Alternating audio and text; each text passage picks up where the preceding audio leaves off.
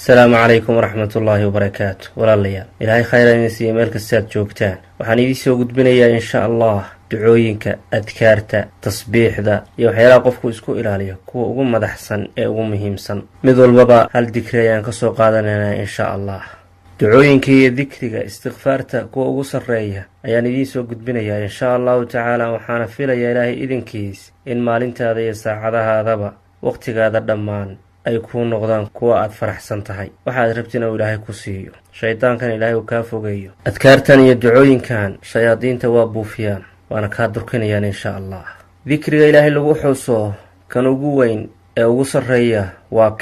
waxa weeye laa ilaaha illa Allah wahdahu la sharika lah له الملك وله الحمد وهو على كل شيء قدير دعادنا waxa ugu sareysa oo ugu qiimo badan waxa weeye rasuulka ilaahay inuu ka tagay jireen calayhi salaatu wassalaam rabbana aatina fid dunya hasanatan wa fil aakhirati hasanatan wa qina cadaaban naar istighfaartana mid ugu sareysa ee koobaad waxa weeye allahumma anta rabbi la ilaha illa ant khalaqtani wa ana 'abduk وأنا على عهدك ووعدك ما استطعت أعوذ بك من شر ما صنعت أبوء لك بنعمتك علي وأبوء بذنبي فاغفر لي فإنه لا يغفر الذنوب إلا أنت تصبيح لنا وحاوس الرئيس وحويه جوهرة التصبيح سبحان الله وبحمده عدد خلقه ورضا نفسه وزنة عرشه ومداد كلماته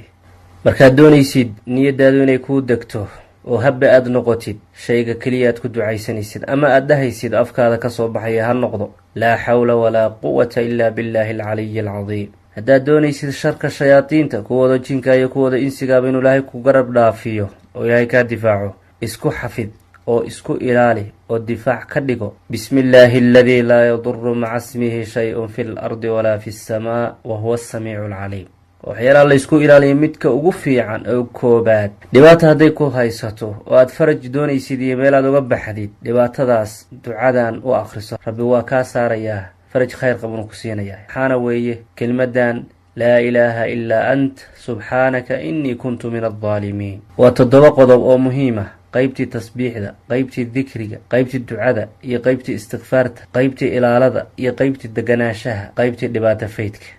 haddaad niyeysid inaad arrintan iyo qodobadan muhiimka faafisid insha Allah ta'ala khayr niyeyso markaad faafisid inuu ilaahay sabab uga dhiga laga yaabaa inuu ilaahay ka faydo ka qaado dhibaatooyinka adduunyo iyo kuwa aakhiraba waxaana xasuusataa oo weliga aadan hilmaamin inaad khayr ka samaysid oo aad yaraysan walow mid yarba ha ahaade waayo adigu garan maysid wanaaga jannada ku gelinaya midka uu yahay